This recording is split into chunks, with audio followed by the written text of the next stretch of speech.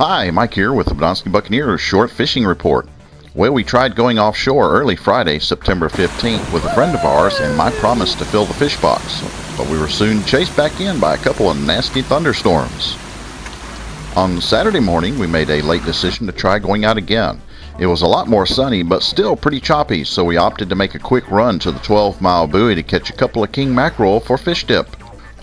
Once there, I quickly set up the Motor Guide XI5 and anchor lock and get out one of the twins, one of our Penn Spin Fisher 8500 combos, and set it up with a standard king mackerel rig and a dead cigar minnow.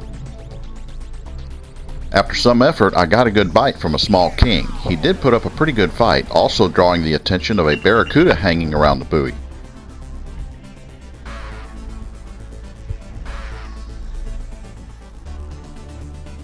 I got him to the boat, and being too small to keep, I tried for a good release, but I think the barracuda got him in the end.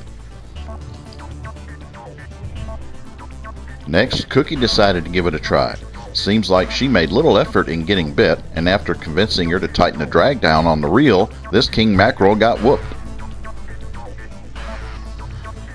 If you notice, the smaller king mackerel have similar spots on their sides as their close cousin, the Spanish mackerel, but with little effort they can be distinguished from each other fairly easy. The juvenile king mackerel has an obvious dip in their lateral line around the second dorsal fin. Also, the Spanish mackerel has a black spot on their first dorsal, which the king mackerel lacks.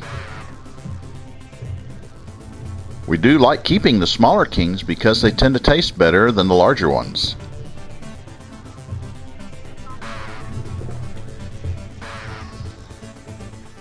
That's going to make some good fish dip. Whoops, she got another one for the fish box.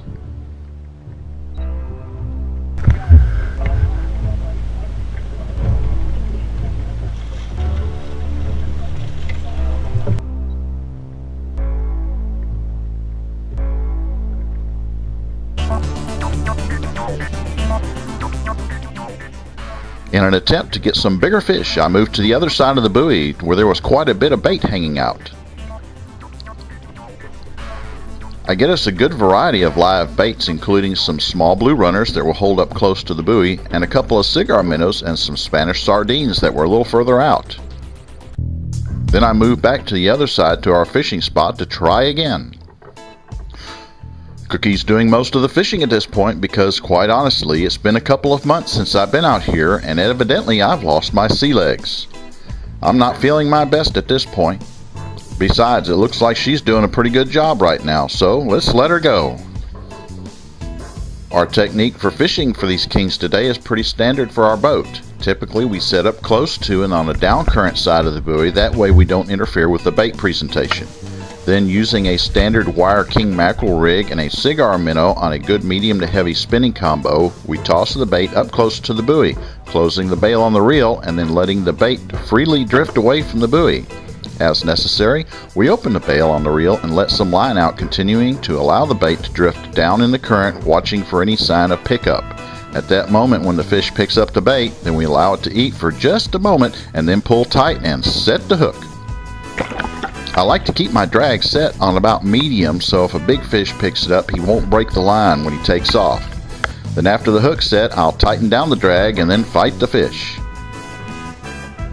Well, looks like the bait change didn't help much, still only getting the smaller kings, but the bite has definitely improved since July. We caught a few undersized fish, but we did keep 3 decent sized ones for cooking before heading in. Not too bad for a quick noonday trip. We were going to try and put together a Keys trip this year, but Hurricane Irma messed that up for so many folks in so many bad ways. God bless Florida. My prayers for a speedy recovery from that storm. That's it for this quick report from Orange Beach, Alabama. Be sure to check out our website for all of your coastal Alabama angling information.